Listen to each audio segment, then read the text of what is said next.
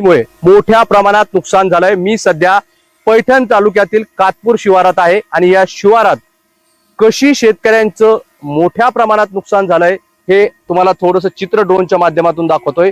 हे सगळं चित्र कातपूर मधलं आहे। काल जे मोठ्या प्रमाणात पाऊस झालाय या पावसामुळे शेतकऱ्यांचं प्रचंड असं नुकसान झालंय। मराठवाड्यात तब्बल 640 गावांना फटका बसलाय आणि त्यामुळे शेतकऱ्यांचं पीक अक्षरशः पाण्यात गेलंय।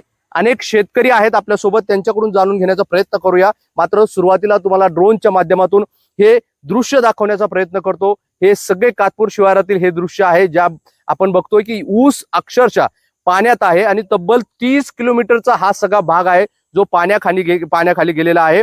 काल जो पाऊस झाला होता या भागात ढगफुटी सदृश्य पाऊस झाला आणि त्यामुळे प्रचंड असं नुकसान झालंय।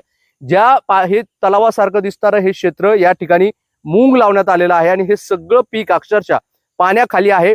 इथं जाणं देखील शक्य नसल्यामुळे बांधावरून आपल्याला हे सगळं शूट करावं लागतंय, कारण तिथे गेल्यानंतर छातीपर्यंत सगळं हे पाणी तुंबलेलं आहे आणि ऊसामध्ये देखील सगळं पाणी आहे।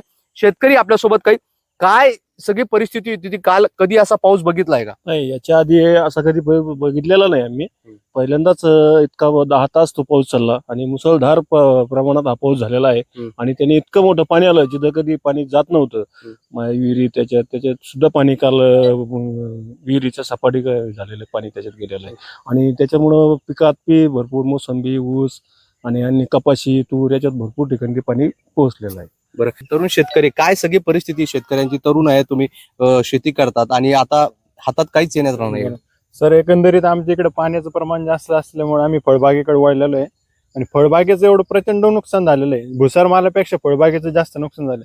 आता इथून पुढे जेव्हा कालांतर आहे 1 महिन्याचा, इथं मोसंबीची फळगळ एवढ्या प्रमाणात होणार आहे का विचारता सोय नाही त्याची। त्याच्यामुळे शासनाने तातडीनं निर्णय घेऊन लवकरच आर्थिक मदत जाहीर करावी। प्रचंड असं नुकसान झालेलं आहे, त्यामुळे या सगळ्या नुकसानीची आता नुकसान भरपाई देण्याची मागणी जी आहे तर शेतकरी करताना आपल्याला पाहायला मिळतात। आता या सगळ्या गोष्टीचे पंचनामे कधी होतात हे देखील पाहणं महत्त्वाचं असणार आहे। मात्र हे नुकसान भरून निघणार नाहीये। सरकार जी मदत देणार आहे त्यातून हे सगळं नुकसान भरून निघणार नाही। ऊसासारखं पीक आहे ते हातातून जातं, त्यामुळे शेतकऱ्यांवर प्रचंड असं हे मोठं संकट आपल्याला मराठवाड्यात पाहायला मिळतोय। मोहसिन शेख, NDTV, छत्रपती संभाजीनगर।